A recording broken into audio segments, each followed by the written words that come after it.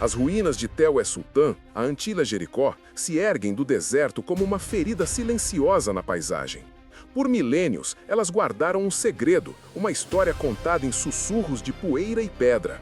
É aqui, neste monte de destroços estratificados, que a arqueologia busca a verdade por trás de um dos relatos mais dramáticos da Bíblia, a queda das muralhas de Jericó. A narrativa bíblica é vívida. Por 7 dias, os israelitas, liderados por Josué, marcharam ao redor da cidade fortificada. No 7º dia, ao som de trompetas e um grande grito, as muralhas intransponíveis teriam desabado milagrosamente, abrindo caminho para a conquista. Mas o que a pá do arqueólogo realmente desenterrou deste solo sagrado? As primeiras escavações sérias, no início do século XX, trouxeram à luz uma cidade antiga e poderosa. O arqueólogo John Garstang, escavando nos anos 1930, ficou chocado com o que encontrou. Ele descobriu uma camada espessa de destruição, com evidências de um incêndio violento que consumiu a cidade. Mais impressionante ainda, ele encontrou muralhas de tijolos de barro que haviam desmoronado. Garstang, analisando a cerâmica e outros artefatos, datou essa destruição em aproximadamente 1400 a.C., uma data que se alinhava perfeitamente com a cronologia bíblica para a chegada de Josué em Canaã. Para muitos, a ciência parecia ter confirmado o milagre. A descoberta de Garstang foi celebrada como uma prova irrefutável. Ele descreveu uma muralha dupla, com a muralha externa caindo para fora, criando uma espécie de rampa para os invasores. A imagem era poderosa e parecia espelhar o relato bíblico com uma precisão impressionante. Por décadas, a queda de Jericó foi apresentada como um dos pontos de contato mais claros entre a arqueologia e a Bíblia. A história parecia resolvida, com a ciência e a fé caminhando de mãos dadas, unidas pela poeira e cinzas de uma cidade aniquilada na Idade do Bronze. No entanto, a ciência da arqueologia é um campo em constante evolução. Novas técnicas, novas perguntas e novas interpretações podem transformar certezas em debates acalorados. A história de Jericó, que parecia tão clara sob a análise de Garstang, estava prestes a ser virada de cabeça por uma nova geração de pesquisadores, armados com métodos mais rigorosos e uma visão mais cética. A poeira sobre Tel Es-Sultan ainda não havia assentado. O consenso estabelecido por Garstang seria desafiado de forma dramática. Uma nova escavação, liderada por uma arqueóloga britânica metódica e implacável, traria uma interpretação completamente diferente para as ruínas, mergulhando o debate em décadas de controvérsia. Se você é fascinado pela forma como a ciência desvenda os mistérios do passado, se inscreva no canal e ative as notificações para não perder nenhum capítulo desta incrível jornada investigativa. Nos anos 1950, a arqueóloga britânica Kathleen Kenyon chegou a Jericó. Ela não estava ali para confirmar as descobertas de Garstang, mas para aplicar um método de escavação muito mais preciso, conhecido como estratigrafia. Em vez de limpar grandes áreas, Kenyon cavou trincheiras profundas, analisando meticulosamente cada camada de solo, ou estrato, como uma página em um livro de história. Sua abordagem prometia uma cronologia muito mais confiável, baseada não em suposições, mas na sequência exata em que os artefatos foram depositados ao longo dos séculos. O que ela encontrou abalaria os alicerces da arqueologia bíblica. Kenyon concordou com Garstang em um ponto crucial. Havia de fato uma cidade cananeia que foi violentamente destruída. Ela viu as mesmas muralhas caídas e a mesma camada de cinzas. A divergência, no entanto, estava na datação. O foco de Kenyon foi a análise da cerâmica cananeia. A cerâmica é como um relógio para os arqueólogos. Seus estilos e técnicas de fabricação mudam com o tempo, permitindo datar as camadas onde são encontradas. Ao examinar os cacos de potes e vasos da camada de destruição, Kenyon chegou a uma conclusão chocante e definitiva para sua época. Segundo sua análise, a cerâmica encontrada na cidade destruída não pertencia a 1400 a.C., a época de Josué. Em vez disso, ela datava de cerca de 1550, aproximadamente 150 anos antes da suposta chegada dos israelitas. De acordo com Kenyon, a grande cidade fortificada de Jericó já era uma ruína esquecida quando Josué e seu povo chegaram à região.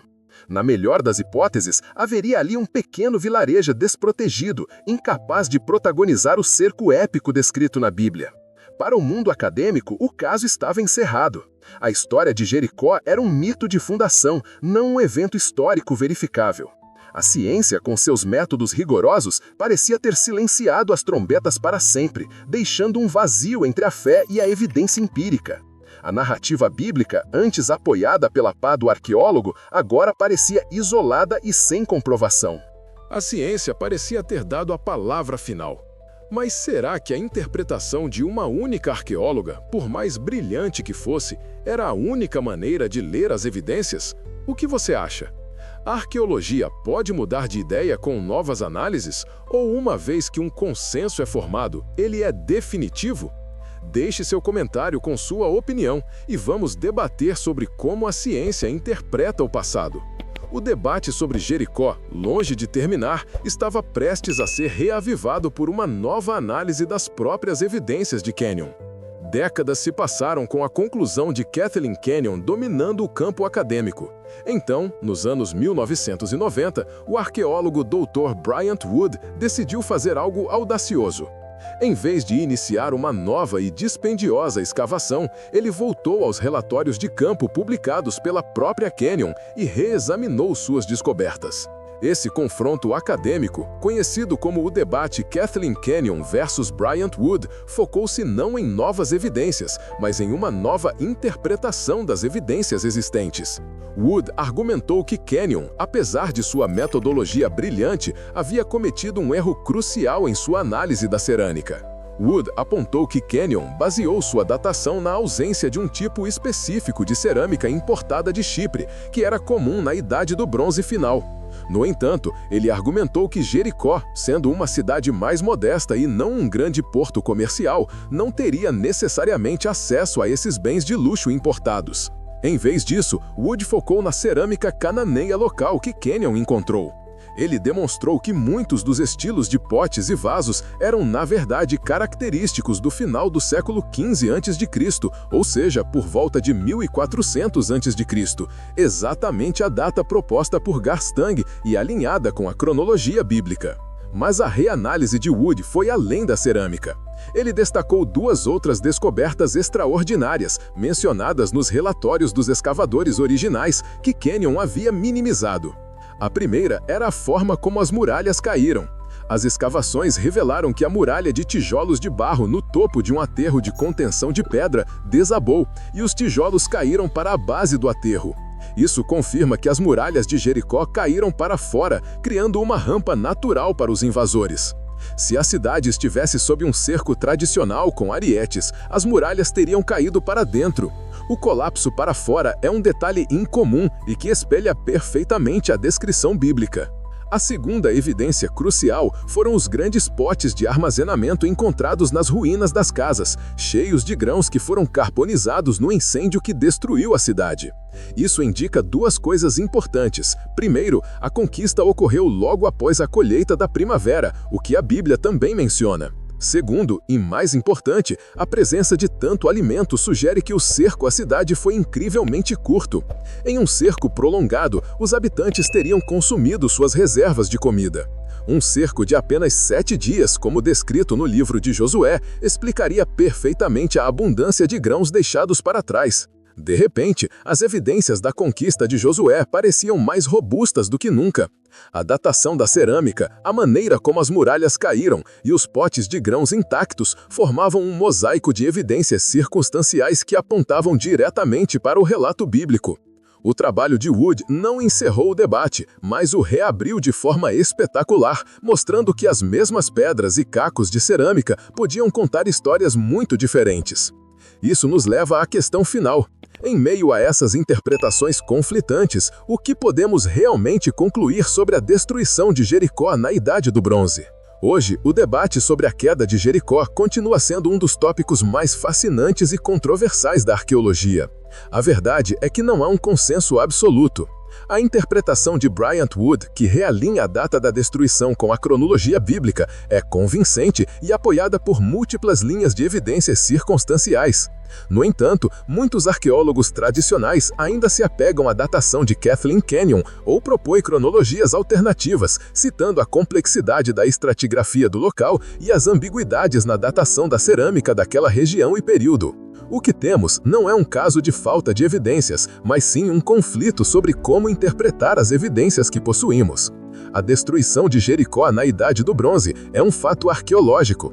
A cidade foi violentamente aniquilada por um incêndio. Suas muralhas de tijolos de barro desabaram.